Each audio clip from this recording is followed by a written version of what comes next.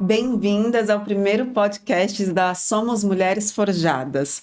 Um podcast que é feito com a alma, com fé e com propósito. Aqui a gente fala com mulheres que estão no meio do processo ou que já pararam de sonhar, mas que no fundo ainda desejam ser curadas, reencontradas e reerguidas em Deus. Nós acreditamos que a dor, ela nos forja. Acreditamos também que há um segredo na dor.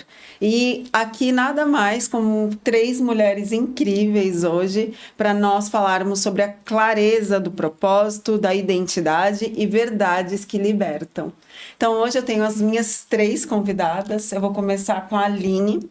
A Aline Rocha, ela é psicanalista, clínica e mentora de inteligência emocional. Após quase 3 décadas de atuação como assistente executiva na C-Level em multinacionais. Gostei! Transformou sua experiência em escuta ativa, estratégia e liderança em um propósito: ajudar pessoas a se reconectarem com a sua saúde emocional e essência. Ela tem como missão acolher, orientar e inspirar mulheres a viverem com mais consciência, equilíbrio e paz. Mulher de fé, ela acredita no poder da escuta, do afeto e da transformação que nasce quando nos aproximamos de Deus e de nós mesmas. Trabalha com psicanálise e é consultora na Sanap de inteligência emocional, é headhunter pela People Inc. e Sanap e coordenadora voluntária em um projeto social de saúde mental. É defensora do aprendizado contínuo e vive o conceito do lifelong learning. E isso inspira outras mulheres a fazerem o mesmo com coragem, inteligência e propósito. Nós também temos aqui a nossa querida Adriana Almeida. Seja bem-vinda, Adri. Adriana Almeida é psicanalista clínica, especializada em transtornos de personalidade e codependência emocional. Pastora há 16 anos. Mãe de 2 rapazes, um de 31 e um de 18 anos. Casada há 33 anos. Que história, hein, Adri? Bastante tempo. Ama o ser humano como imagem de Deus e sua individualidade de forma integrativa. E nós temos aqui também a nossa querida Cristina Bittencourt Junks, mentora de mulheres, tem como objetivo levar as mulheres a restaurar a sua identidade através da palavra de Deus. Mãe de 2 filhos, o Ivan e a Bruna, e vó de 5 netos. Casada com o Ivan há 39 anos. Aí tem história. Me superou. Ama levar as pessoas até Jesus e vê-las sendo transformadas pelo Espírito Santo. 3 mulheres maravilhosas que eu tenho o prazer de receber aqui hoje, pensando nessa mulher. Essa mulher que, de repente, ela está lavando louça agora, ela está cozinhando, ou ela está num quarto presa, ou ela está em algum momento da vida que ela não sabe mais o que fazer. Ela está vivendo ou um relacionamento tóxico, ou ela está vivendo um luto, divórcio, a codependência. E aí, pensando nessa mulher, na ideia de que ela está se perguntando por onde eu começo. O Mulheres Forjadas, ele tem a missão de trazer a consciência. Porque como que a cura começa? Eu entendo, pelo menos comigo foi assim, que a cura ela começou quando eu comecei a ter consciência de onde eu estou. O que eu estou fazendo? Por onde eu começo? Quem sou eu? Eu acho que essa foi minha primeira pergunta. E aí, pensando nisso, essa mulher que está se perguntando quem sou eu? Por onde eu começo? Quando a vida vira um caos, Aline, aquele caos emocional, qual é o primeiro passo para essa mulher conseguir respirar de novo e entender o que ela está sentindo? Bom, obrigada pela pergunta. Em primeiro lugar, eu não posso deixar de agradecer a oportunidade de estar aqui com essas mulheres incríveis nessa mesa. E quando eu estava vindo para cá, eu senti assim que esse é um campo missionário. Sabe? Que essa mensagem vai chegar onde ela precisa chegar. E eu me sinto muito honrada por estar aqui dividindo a mesa com vocês. Bom, voltando à pergunta, então. Acho que, em primeiro lugar, a gente precisa se reconhecer para se reconectar, né? Esse é o primeiro passo. E uma coisa que acontece é que as pessoas não param para observar o que estão sentindo. Então, reconhecer o seu sentimento, em primeiro lugar, é o primeiro passo que você vai dar para entender em que momento da vida que você está, se situar, né? Então, passei por um divórcio ou passei por uma situação difícil. Como que eu vou entender esse momento? Primeiro, me observar. Tudo começa com a observação. E aí, quando eu consigo reconhecer esse sentimento, eu consigo nomeá-lo, aí sim eu tenho um ponto de partida. Enquanto eu não me observo, enquanto eu não entendo, enquanto eu não escuto os meus sentimentos, não reconheço e não sei nomeá-los, eu não tenho para onde ir. Então, esse é o primeiro ponto de partida. Que, na verdade, assim, vai precisar em algum momento ela parar para refletir. Exatamente. Porque, assim, você vive numa correria, no dia a dia, e vai cumprindo as obrigações e tudo mais, e você não se ouve, você não para se observar.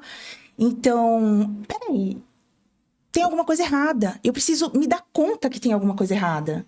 Eu preciso me dar conta que tem um sentimento que está me paralisando, me bloqueando, me impedindo de avançar, me impedindo de conquistar outras coisas, ou mesmo de ter um bem-estar no meu dia a dia, né? E aí você para, se reconhece, e nesse momento você pode ou buscar ajuda, ou apenas conversar, né? Ao conversar com uma outra colega, uma amiga, enfim, se abrir, você começa também a se ouvir. E quando você se ouve também, isso é super importante. Ah, isso é extremamente importante. Verdade. Mas eu acho que tudo isso tem muito a ver com a gente sair dessa automatização, né?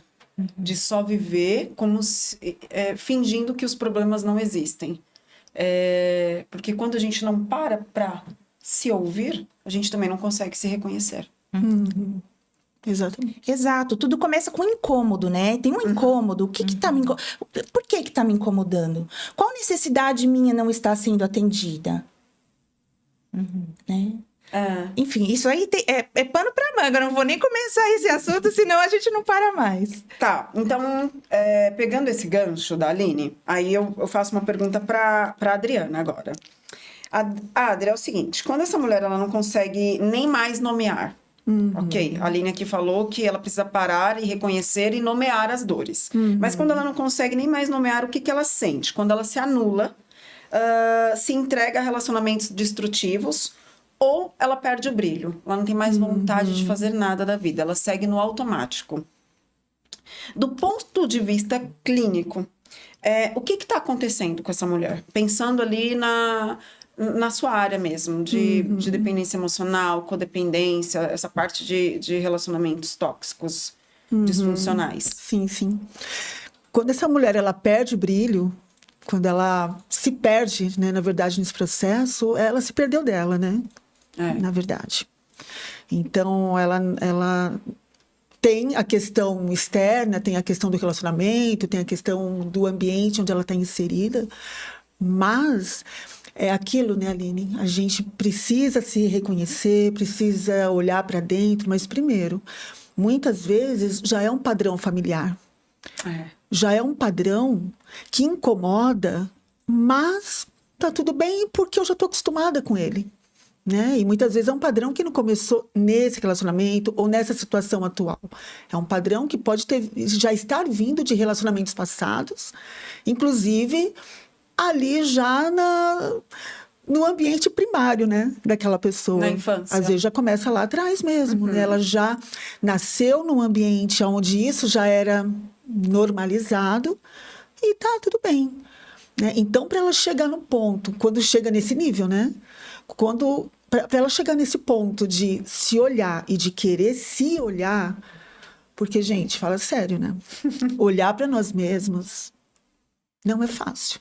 Olhar para dentro, a gente tem que encarar as nossas próprias sombras. É muito do que, enquanto Não ela é me fácil. falava, eu ficava pensando aqui no sentido da minha própria experiência, né? Quando eu estava na minha fase de doença, vivendo ali tanto a codependência quanto a dependência emocional, era muito dolorido ter que olhar para mim. Era muito dolorido ter que olhar para minha vida. Era muito mais fácil olhar para a vida do outro, cuidar do outro e tentar salvar o outro.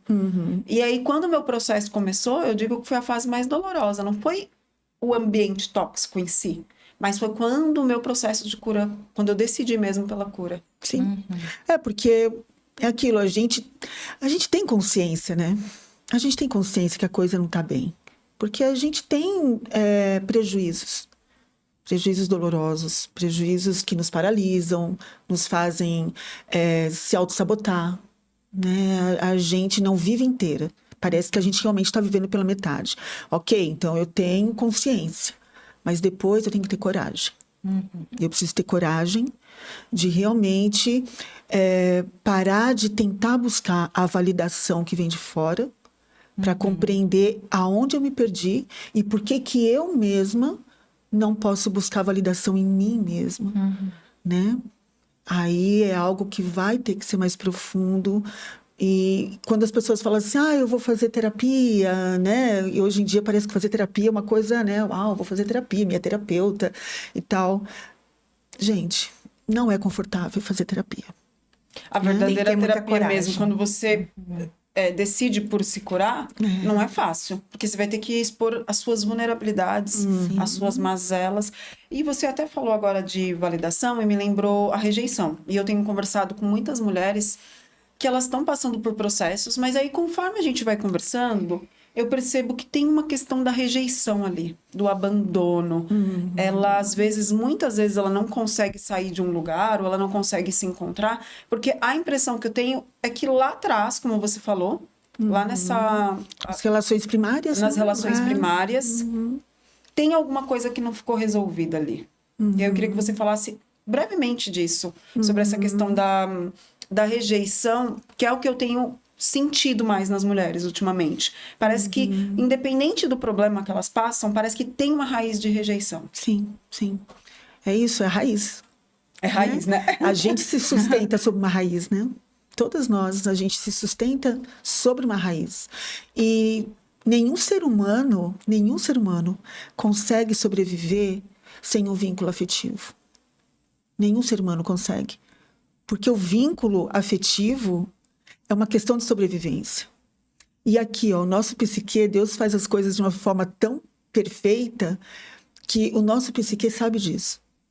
Quando a criança nasce e ela não se sente conectada com seus cuidadores, de alguma forma, não é que os cuidadores não a amam, não a protejam, mas uma criança, enquanto criança, ela sente uma desconexão emocional, gera uma insegurança, é até meio pesado falar, mas meio que mortal. Porque se eu não tenho uma segurança de que meu cuidador, né, vai dar conta de me manter segura e viva, isso daí gera uma insegurança muito grande. E aí é que, nesse caso, quando realmente existe negligência e uma série de coisas que as famílias passam, né, gente? Família, a gente é ser humano, né? A gente tem nossas questões. Um pai tem as suas questões, a mãe tem as suas questões, e chega uma criança que precisa deles, né? E acaba que aqui dentro são levantadas as defesas. A criança, ela acaba achando que ela precisa dar conta dela mesma. E muitas vezes na mais tenra idade. Ela não entende, ela sente. Ela só sente, né? E aí ela começa a ter algumas defesas. Ou para buscar essa conexão de alguma forma. Eu preciso reconectar com a mamãe, com o papai. E ela vai precisar começar a não, de repente, não, eu não estou bem conectada porque eu não posso ser como eu sou, porque minha mãe e meu pai não me amam como eu sou, eu vou ter que começar a ser diferente. Ali ela já começa a se perder. Ela já começa a tomar um trilho diferente para buscar a conexão afetiva. Essa validação, você mencionou anteriormente. Que é o que dá segurança. E às vezes ela passa uma vida buscando essa validação e tentando buscar, encontrar essa conexão. Ela vive coisas ou pessoas. Sim. Principalmente nas relações conjugais, né? Sim, amizades também, né? Ambientes corporativos, né? Em vários ambientes onde ela está inserida, ela pode sim vir a buscar inconscientemente essa validação e essa conexão que ela tá, às vezes, uma vida inteira buscando. E aí, isso, antes de eu direcionar uma pergunta aqui para Cris, eu acho bastante importante mencionar isso, porque eu também tenho conversado com bastante mulheres que não conseguem dizer não. E é justamente por essa raiz de rejeição. Sim. Elas não conseguem dizer não para o outro, mas conseguem dizer não para si próprias, né?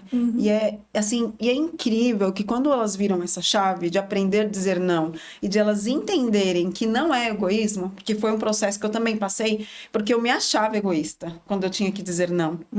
Eu me achava egoísta. E culpada, né? E culpada. Eu carregava uma culpa. Então, até quando as coisas não davam certo pro outro, por culpa dele, eu me sentia culpada.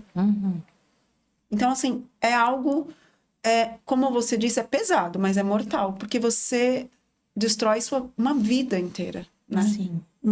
Destrói uma vida. Só complementando aqui o que a Adri disse, às vezes não é nem o acontecimento em si, mas é a maneira que a pessoa introjetou aquele acontecimento. Então, às vezes você até conversa com a mãe e fala para saber, mãe, aconteceu alguma coisa comigo, né? E ela fala, não aconteceu nada. Mas, de alguma maneira, aquela pessoa internalizou o sentimento daquela maneira. E aí isso vai se repetir quantas vezes for necessário até ela resolver, até ela entender. Que é esse negócio que você falou de parar e de reconhecer, né? Sim. Que eu acho que é extremamente importante. Você sabe que tem uma coisa que... acho que a palavra de Deus, ela fala muito sobre a gente refletir, né? Meditar. E é incrível como esse mundo moderno, eu e a Cris, a gente sempre conversa muito, né? Temos as nossas conversas. E é incrível como esse mundo moderno faz com que a gente leve a vida muito rápida, no automático, com muita pressa. Sim. E a gente não cumpre essa...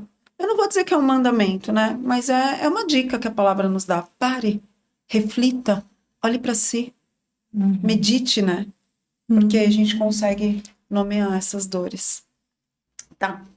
Eu começo a falar, gente, eu não paro mais.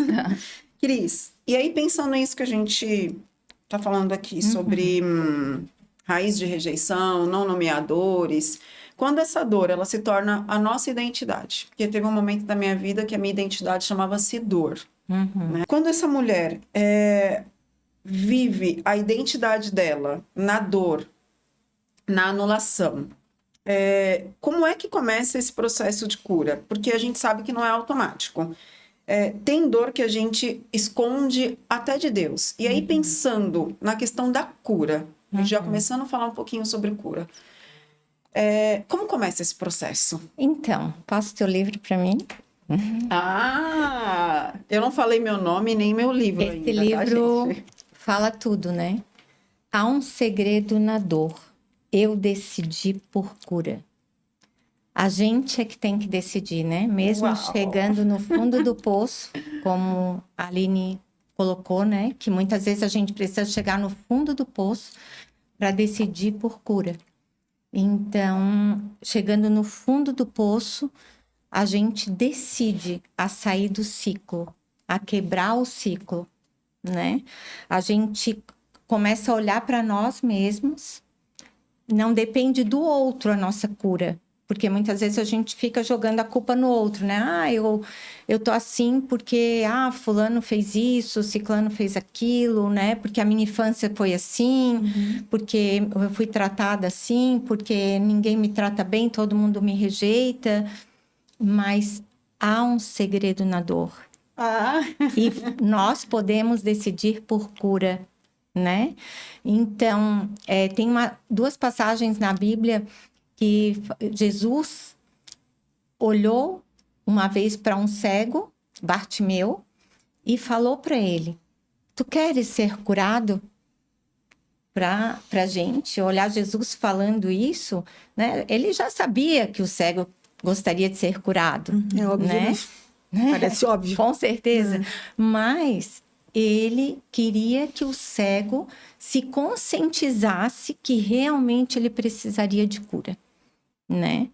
Outra passagem foi do paralítico, que estava há 38 anos paralítico, né? E Jesus falou para ele: queres ser curado? Mais uma vez. Imagina, se um paralítico, 38 anos Tá ali paralítico, esperando o mover das né? águas, né? Não ia dizer que não gostaria, né?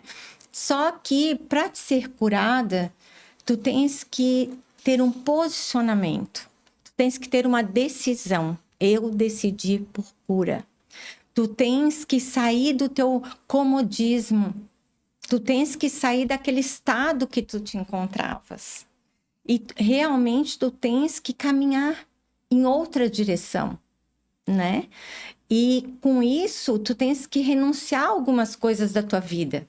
O cego Bartimeu renunciou à capa dele. A capa dele trazia conforto para ele, porque as pessoas iam olhar para ele, viam a capa. Naquela época, a cultura, né? Era quando a pessoa estava com a capa, é porque ela era uma pessoa necessitada.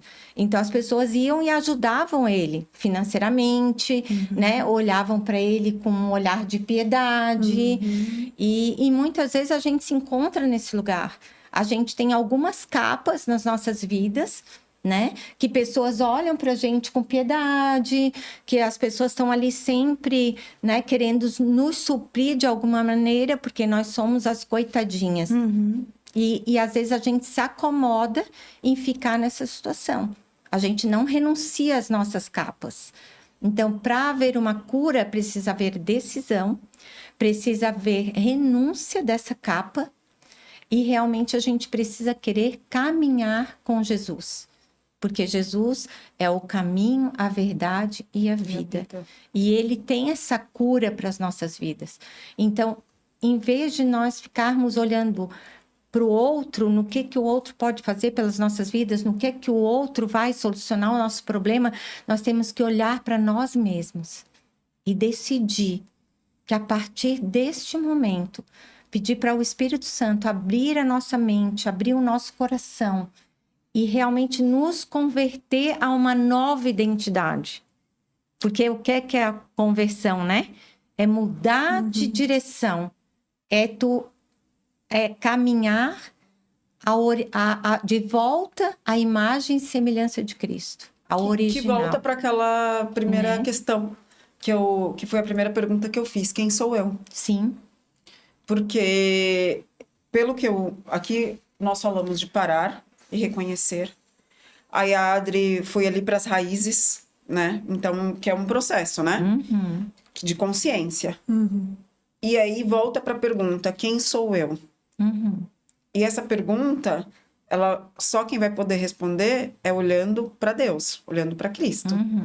E essas duas passagens que você citou, é óbvio, Jesus já sabia o que ele queria. Só que é exatamente isso. Ele quer saber, ele quer que a gente fale com a nossa boca. Sim. Que a gente tome uma atitude. Uma atitude. Quando eu convidei a Cris para falar sobre cura, é porque eu acho que ela tem eu tenho certeza, ela tem essa propriedade para falar sobre cura. Porque parece que a cura, parece que virou algo que não depende de mim. Depende o que o outro tem para me curar. Sim. Acho que vocês estão entendendo mais ou menos o que eu tô falando? Parece que a cura, em alguns ambientes, não depende da pessoa que precisa da cura. Parece que depende do outro que tem o poder de curar. E aí eu acho que foi nisso que chegou o convite, não foi, Cris? Em relação a isso? Foi. Porque até no meio cristão, eu quero fazer cura interior e libertação. É disso daí que eu queria. Eu quero uma oração que eu vou ser... O Senhor, ele tem poder para nos curar, né? A gente recebe a oração, a gente impõe a mão sobre as pessoas e as pessoas são curadas. Só que as pessoas precisam saber que depois dessa oração, as pessoas têm que se submeter à palavra de Deus e a Jesus e querer continuar debaixo dessa transformação. Porque se ela não quiser continuar debaixo dessa transformação, ela vai voltar para o mesmo lugar que ela havia saído, né? Muitas vezes, o povo lá no Egito, né? Eles saíram do Egito, mas o Egito ainda ficou neles, porque eles sentiam saudades das cebolas, né? Das coisas do Egito. Então, a gente tem que ter essa consciência de estar em movimento, né? Eu gosto muito daquele versículo, com o rosto descoberto num espelho, que é a sim. imagem de Jesus. Nós somos transformados de glória em glória. Então, essa transformação, ela precisa ser prática nas nossas vidas. Constante, né? É porque até nessa passagem do paralítico, o Jesus falou para ele depois: tu já estás curado, não peques mais. Não volte mais para aquele lugar Aí que é tu todo um estavas antes. exercício de não Isso. voltar. Um exercício diário. Todos os dias. Autorresponsabilidade, Porque quando a né, pessoa gente? também... Isso. Pronto, essa palavra, autorresponsabilidade. Sim. Porque quando a pessoa tem consciência, ela reconhece, ela entende de onde veio, ela entende que ela tá naquele padrão. Tá, eu decidi por cura, agora é exercício. Uhum. Eu vou criar uma nova rotina. Sim. Eu vou criar novas memórias, né? Isso me ajudou muito, esse exercício. Eu falei, não, hoje eu vou criar uma nova memória. Porque quando a pessoa ela tem a consciência, ela passa por todo esse processo, né, Aline?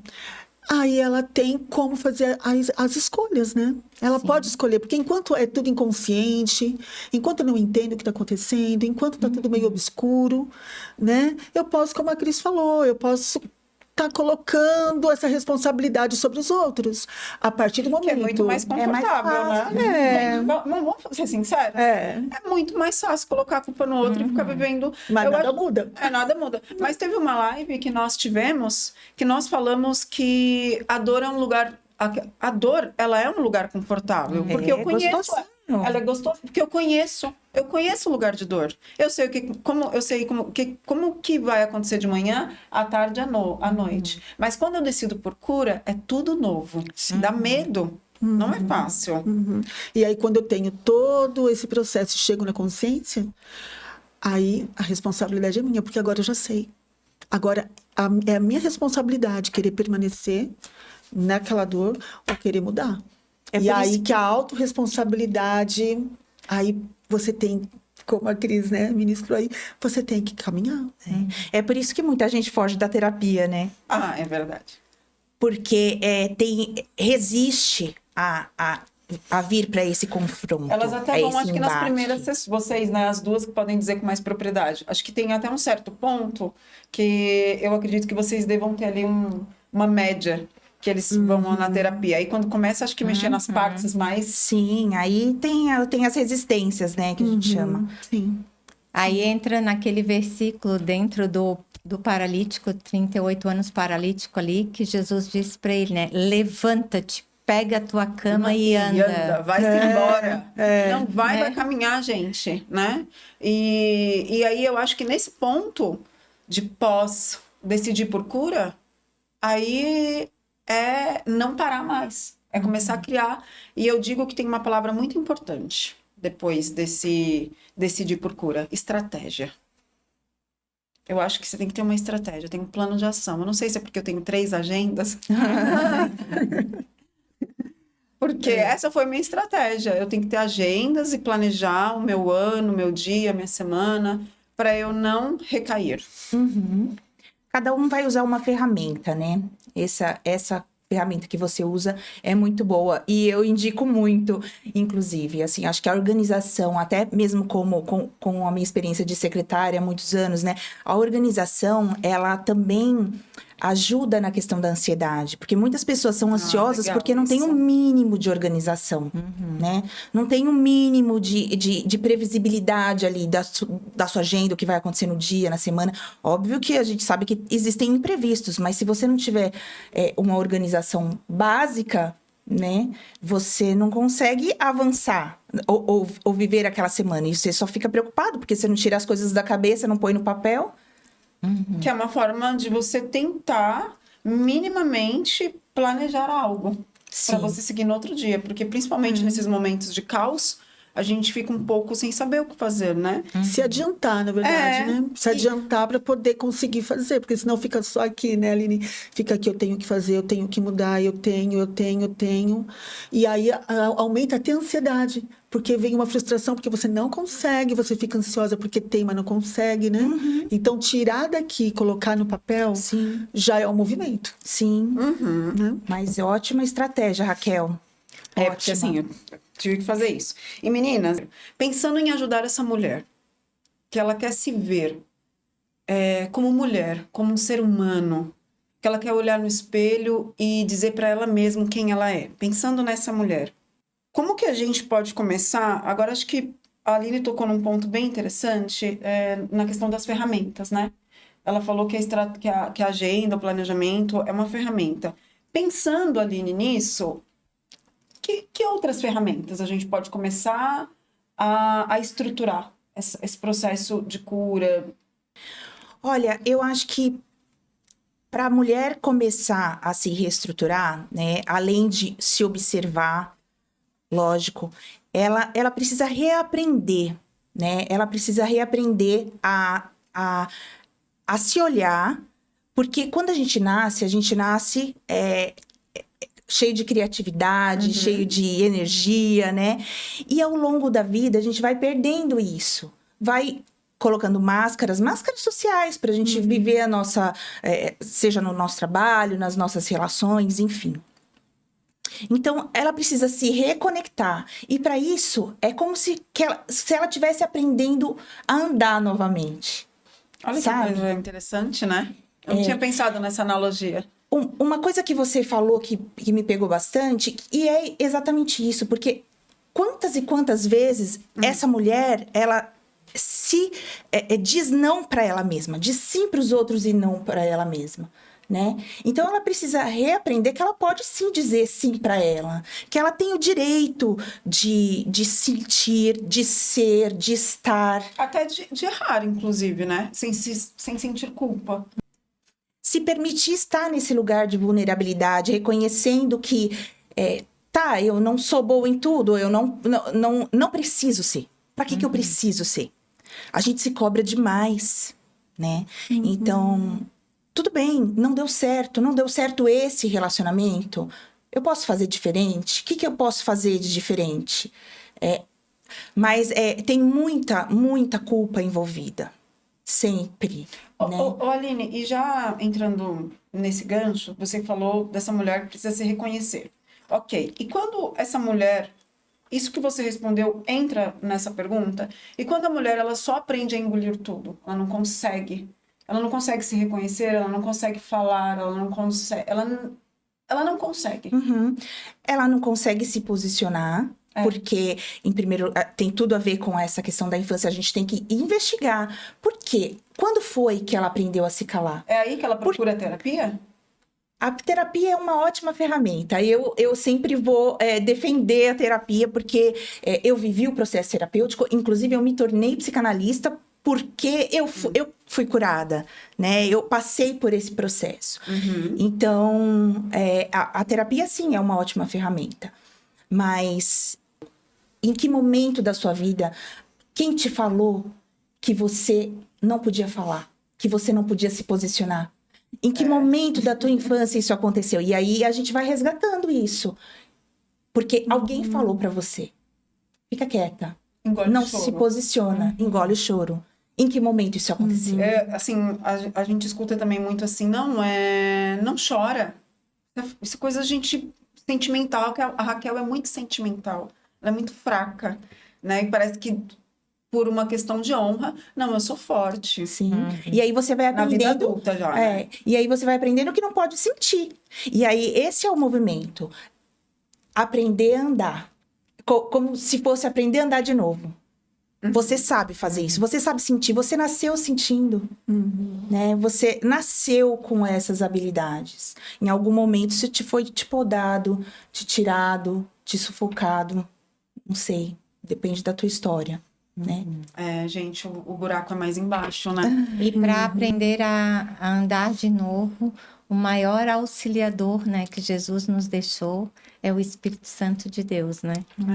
É só lá, né, gente? Pede para ele, né, para caminhar conosco. Eu gosto muito de uma mulher que caminha junto com a gente. Ela fala Espírito Santo, aonde nós vamos hoje? Que roupa vou vestir? O que comer? Porque a gente precisa dele para tudo, né? Então, é muito lindo assim, né? Então, quando ele é o nosso auxílio, realmente as coisas se tornam mais fáceis, porque a gente não depende só de nós mesmos. Nós sabemos que tem alguém, né, que Jesus deixou para a gente, o Espírito Santo. Nós éramos órfãos e o Senhor nos conectou na videira verdadeira, né? Jesus, ele era o unigênito. Depois que ele morreu e ressuscitou, ele virou o primogênito. E aí, quando ele virou o primogênito, ele virou o primeiro de muitos irmãos. E nós fizemos parte da família dele, nós somos irmãs dele. Quando a gente entende isso, que nós temos um pai, que esse pai não nos deixou órfãos, porque mandou o Espírito Santo morar dentro de nós.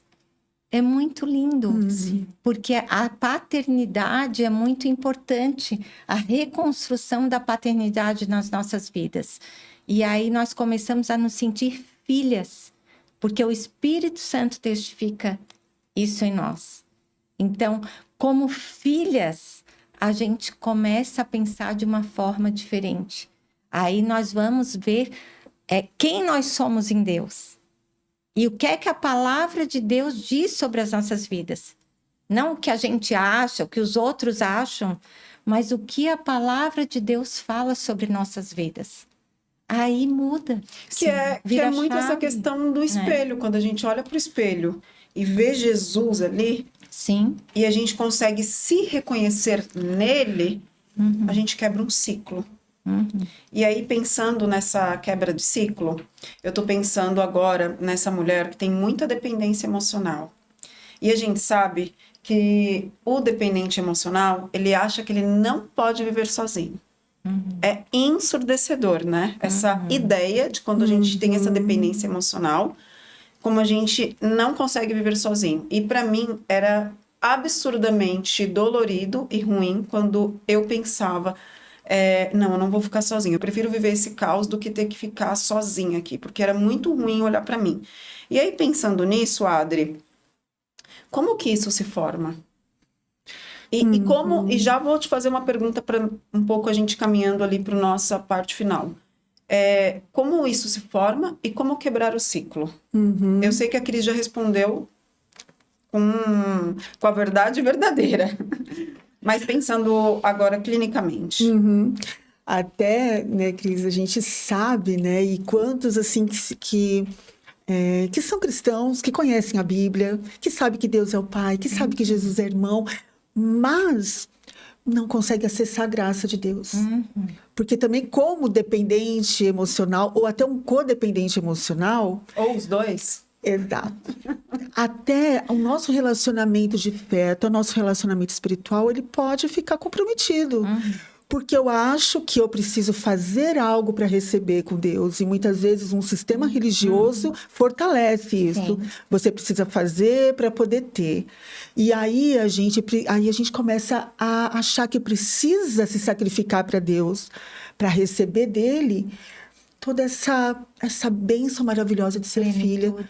E se tiver uma situação com paternidade, aí piorou.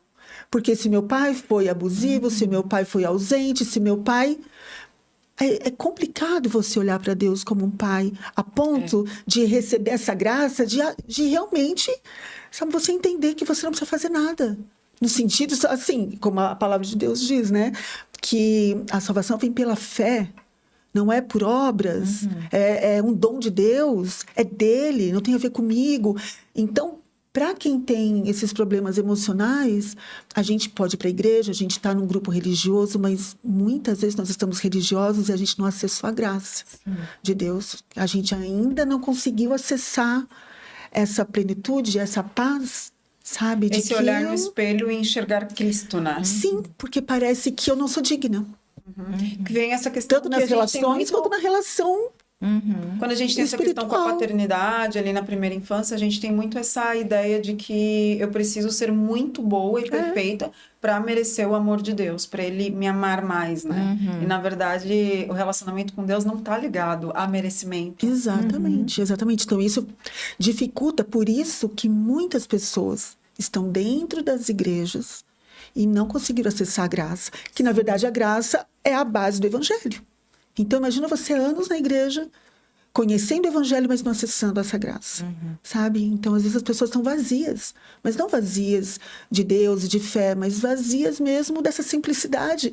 Parece que tem que fazer coisas muito, muito grandes para que Deus me olhe, para que Ele me perceba. Pagar um entendeu? preço, né? E o preço já foi pago. Então, Sim. para Então, tem a ver, mais uma vez, com as questões primárias, né? E até em relação à dependência afetiva, emocional, por exemplo, que a gente não fala muito disso. A gente fala mais assim, porque um pai que abandonou, uma mãe que foi negligente. A gente vai nessas questões realmente muito doloridas e traumáticas, né?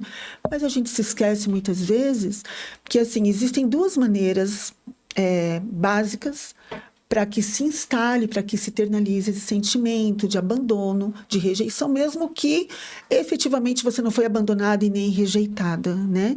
Que é a desconexão afetiva, né? A desconexão emocional. mesmo nessa estrutura familiar organizada, tudo certinho? Sim. Por exemplo, né? Eu estava lá em Vitória, estava no aeroporto, aguardando a conexão, né?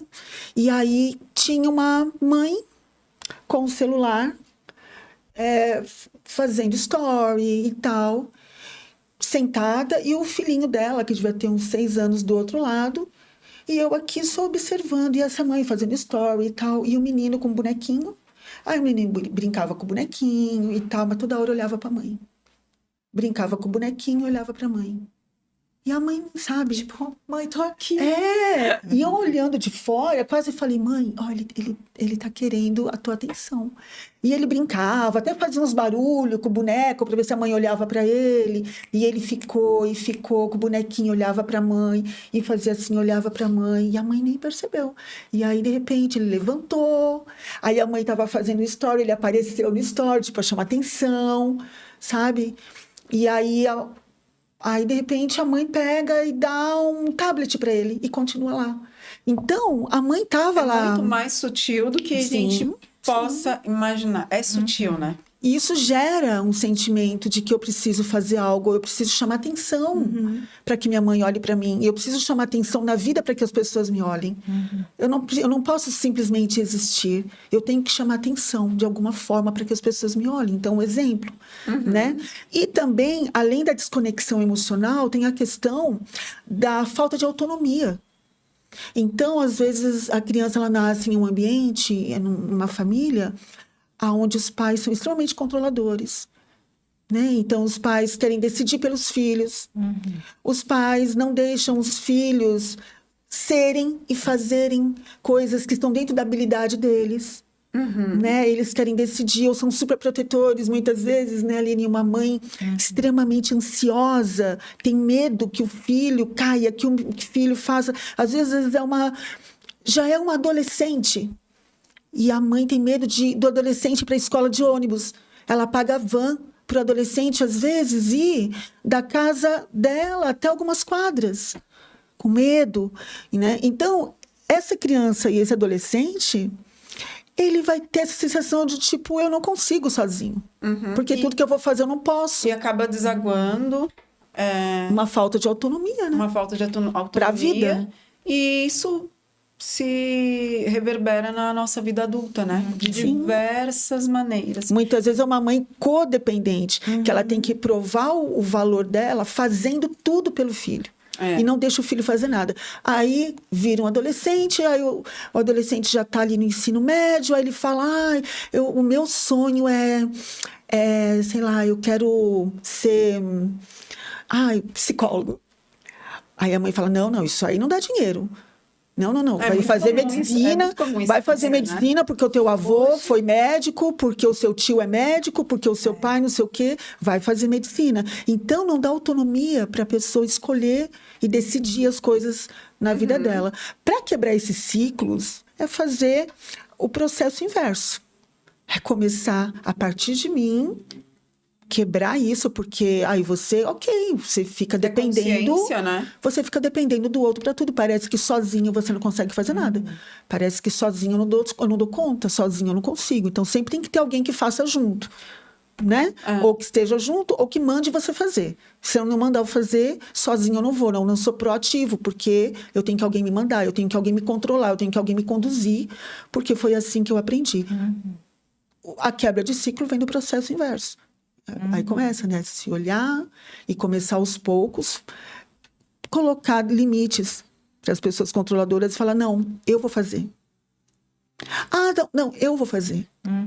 Sabe? E trabalhando com esse desconforto de realmente começar a se enxergar e dizer, eu sou capaz. Sabe por quê? Porque, como a Aline falou, a gente nasce com muitas capacidades. Só que a história familiar nos atravessa e deixa muitas marcas nas nossas vidas, muitas marcas. Quando você entende e você consegue separar que aquela história, ela faz parte, é a tua história, mas ela não é você. Porque eu e você, nós podemos escrever novamente, a gente pode reescrever, a gente E tem ressignificar, Não é o né? que define, né? Não é o que define. Eu digo que a dor, ela é um trampolim, se você souber usá-la, né? O sofrimento, as marcas, sejam elas quais forem, ela é um trampolim para algo maior. Não tem como, e é por isso que tem aquela pérola ali, né? Porque eu não vou falar aqui a história da pérola, mas depois vocês pesquisem, para quem não conhece ainda. É de um incômodo, é de uma dor, é de algo que tá ali, que não sai. E aí ela começa a liberar camadas e camadas de proteção até se formar uma linda joia, né? Uma pérola. E são essas camadas que hoje a gente carrega, né? E essas camadas que a gente começa a liberar, eu digo que é como a Cris falou. Primeiro lugar é olhando para Jesus. Como diz o Augusto Cury, ele é o maior, ele é o grande psicólogo, né? Ele falou muito sobre saúde mental, ele trouxe cura, ele traz discernimento, clareza. É ele quem vai dar todos os caminhos para quebrar os ciclos, para nós reconhecermos, para nós sermos curadas. Ele sonda mentes e corações, né? Ele sonda mentes e corações. E aí, pensando nisso tudo, para essa mulher querida, maravilhosa, que nos ouve, que está num processo de cura e que já decidiu por cura, se vocês tivessem que deixar uma chave, eu tô com a chave ainda na cabeça, porque eu fui pro Teen Street, e o tema era chave. Ai, que legal. Olha só. legal. E a chave tem esse poder de abrir portas, né? E ela abre muitas portas, muitas janelas. E quando a gente tem coragem de abrir a porta, se elas encontrassem vocês do outro lado, o que vocês diriam para elas? Essa é a minha pergunta, porque essa comunidade, Mulheres Forjadas, ela realmente quer abraçar e ela quer fortalecer outras mulheres. Nós não somos aqui uma comunidade de feministas, esse feminista que o mundo traz, essa ideologia, mas nós somos uma comunidade de mulheres femininas, que através do poder de Deus, aonde elas chegam, elas exalam um perfume que tem capacidade de transformar quem está ao seu lado, que tem capacidade de fortalecer quem está à sua frente e de abraçar. E se nós somos essa comunidade de mulheres forjadas, não pelo mundo, mas pela graça de Deus, que fomos transformadas, passada pelo processo de forja mesmo, o que nós podemos dizer para outras mulheres que estão passando pelo processo de serem curadas, seja por um luto, seja por uma relação disfuncional, ou seja por uma falta de clareza de propósito? Porque tem gente nesse momento que nos assiste que elas não estão passando por uma dor que tem nome: divórcio, luto, mas elas estão sem saber o que fazer da vida. Elas estão simplesmente, não sei o que eu faço mais. Eu não me reconheço como mulher. E eu vou começar, deixa eu ver, Aline, vamos falar com a Aline, começar por Aline. Bom, mulher, o recado que eu deixo para você é: a sua dor, ela é parte da sua história, mas ela não é o seu fim, né?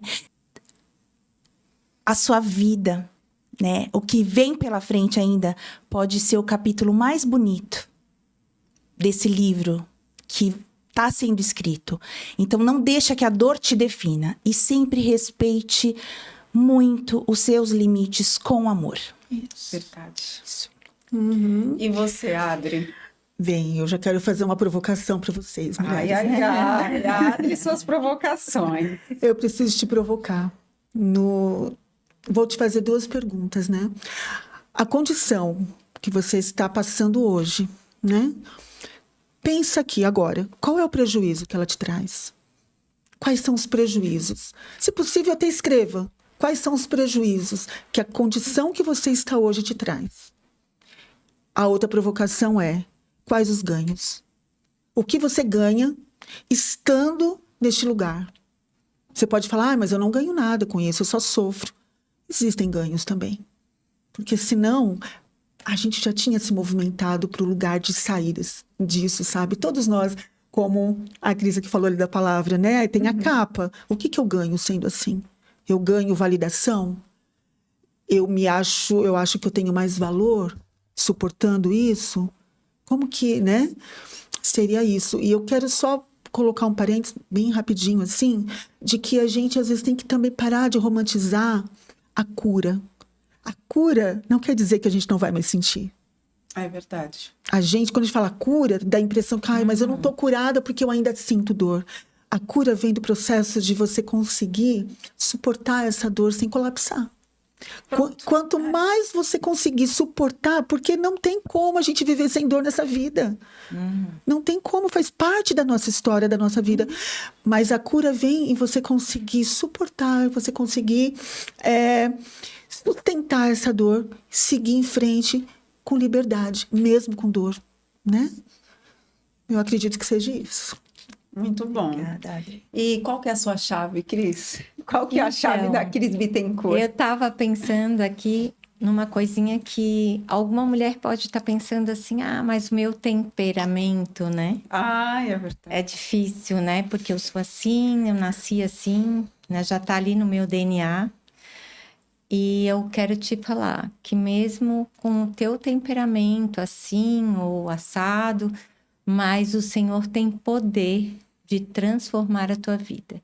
Mas para isso você tem que permanecer na videira verdadeira, o qual o Pai quer te enxertar lá no mais profundo.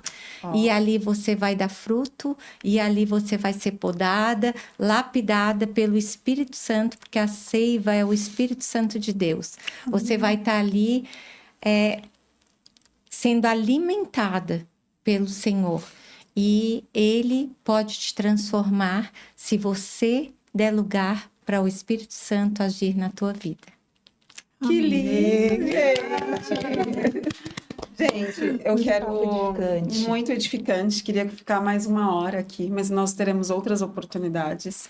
Eu quero muito agradecer a presença de todas vocês. Nossa, que E do fundo do meu coração, eu espero que você que ficou até o final tenha sido preenchida, que você tenha entrado nesse movimento de cura, que você decida por cura.